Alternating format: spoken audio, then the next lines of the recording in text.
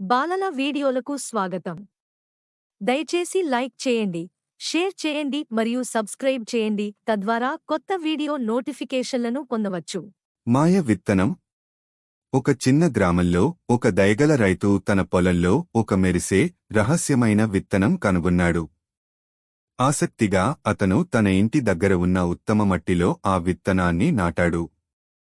ప్రతిరోజూ అతను దానికి నీరు పోశాడు మరియు మెండుగా సూర్యకాంతి రావడానికి చూశాడు. ఆశ్చర్యంగా ఆ విత్తనం ఏ ఇతర మొక్కల కంటే వేగంగా పెరిగి కొన్ని రోజుల్లోనే ఒక అందమైన పొడవైన చెట్టుగా మారింది. కాని ఇది సాధారణ చెట్టు కాదు. ప్రతి ఆకును వేరు వేరు రంగులతో సూర్యరశ్మిలో మెరుస్తూ ఉంది.